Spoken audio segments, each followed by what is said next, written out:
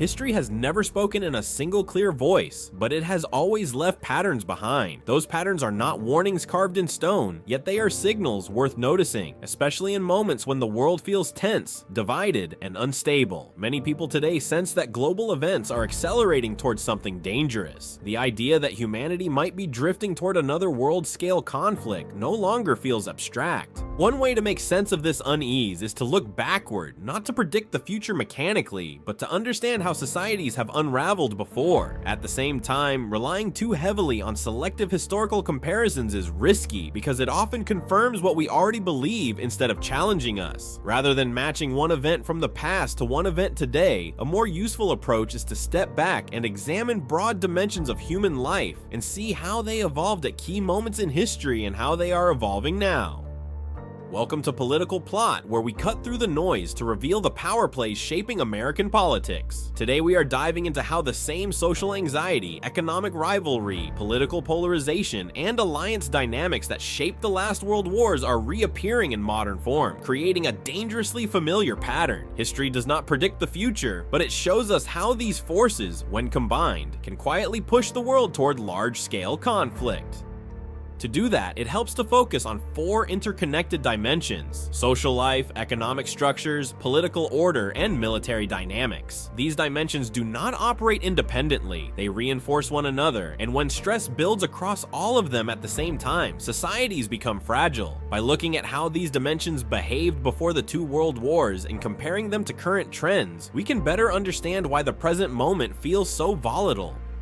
Starting with the social dimension, one of the most powerful forces shaping societies has always been technology. New technologies promise efficiency, comfort, and progress, but they also unsettle established ways of living. Before the First World War, the second wave of industrialization was transforming everyday life. Electricity lit cities, factories produced goods at unprecedented scale, automobiles changed mobility, and new communication tools shrank distances. These innovations inspired optimism, but they also displaced workers, disrupted rural communities, and created deep insecurity. People who had relied on stable trades or traditional farming suddenly found themselves obsolete. At the same time, long-standing authorities like churches, monarchies, and local elites were losing their unquestioned status. In their place, mass movements emerged, including labor unions and nationalist organizations, offering new identities and new enemies. Many felt that progress was eroding the moral and social foundations that once gave life meaning.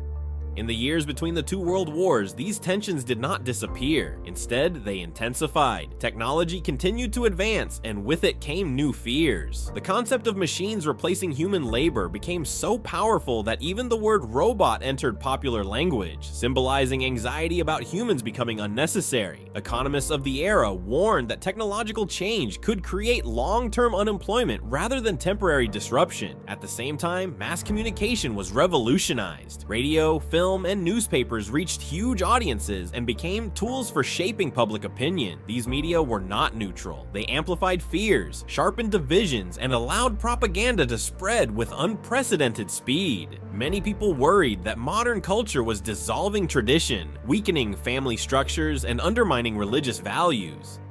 Today, society is again in the middle of a technological upheaval, driven by artificial intelligence, digital platforms, and constant connectivity. The internet and smartphones have transformed how people work, interact, and even perceive reality. Psychologists debate how digital environments affect attention, empathy, and childhood development. Concerns about surveillance, data collection, and algorithmic control grow each year. At the same time, automation and AI raise renewed fears about job displacement. Ideas now spread globally in seconds, but so do anger, fear, and resentment. Technological progress brings extraordinary benefits, yet it also generates uncertainty and social strain. History suggests that when large groups feel disoriented and insecure, societies become more vulnerable to radical ideas and aggressive nationalism.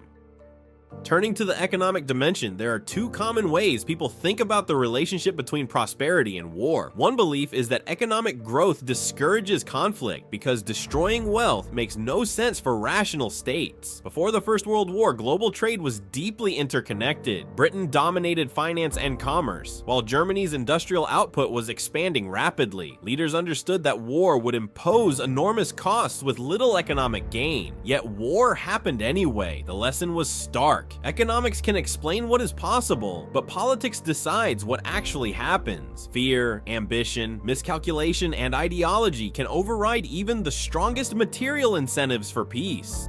A second perspective focuses not on absolute wealth, but on relative power. States do not just want to be rich or strong, they want to be richer and stronger than their rivals. What matters is not whether everyone benefits from trade, but who benefits more. Before the Second World War, Germany and Japan viewed the existing global economic system as unfair. They believed their rivals were gaining advantages that left them exposed and constrained. Rather than accept relative decline, they pursued self-sufficiency and expansion, which ultimately led to war.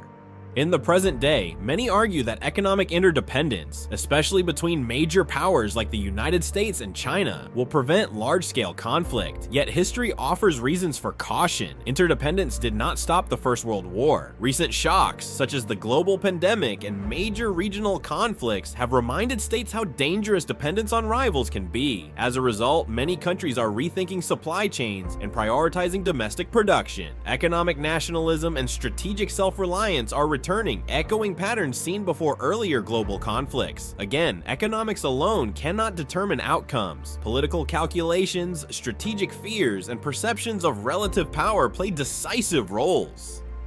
The political dimension adds another layer of risk, particularly through polarization. When societies become deeply divided, trust in institutions erodes. Media ecosystems fragment, elections are disputed, legislatures stall, and politics becomes a zero-sum struggle. In extreme cases, polarization turns violent. Armed groups emerge because factions no longer believe disputes can be resolved peacefully. Before the First World War, the Balkans were deeply polarized, with nationalist movements clashing against imperial authority. Years of violence culminated in a single assassination that ignited a global catastrophe.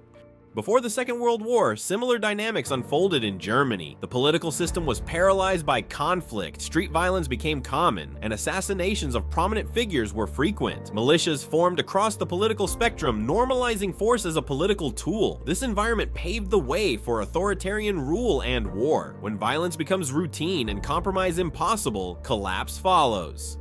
Today, signs of dangerous polarization are visible in multiple democracies. Violent challenges to electoral outcomes, attacks on political figures, and rising hostility across ideological lines indicate that political conflict is no longer confined to words. This is not limited to one country. In several societies, attacks on politicians have increased sharply, coming from different ideological extremes. History shows that once political violence becomes normalized, the chances of peaceful resolution shrink rapidly.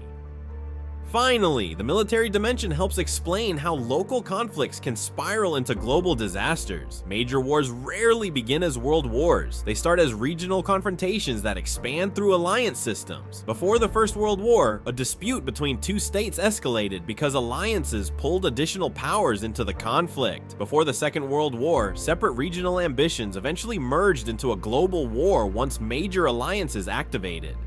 In the current era, multiple regional conflicts already exist. Tensions in Eastern Europe, the Middle East, and East Asia are interconnected through alliances and rivalries. Another critical factor is how unified these alliances are. In the past, aggressive coalitions were often fragmented and distrustful. Today, some authoritarian states cooperate closely, supporting one another economically and militarily. Meanwhile, opposing alliances show signs of internal division. History suggests that when aggressive blocs grow more cohesive while their opponents fragment, the temptation to act increases. None of this means that a global war is inevitable. History does not dictate destiny, but it does offer patterns. By recognizing how social anxiety, economic rivalry, political polarization, and alliance dynamics interact, we can better understand the dangers of the present moment. The goal is not fear, but awareness. If history teaches anything, it is that while events never repeat exactly, they often echo. Recognizing those echoes may be the only way to avoid reliving their consequences.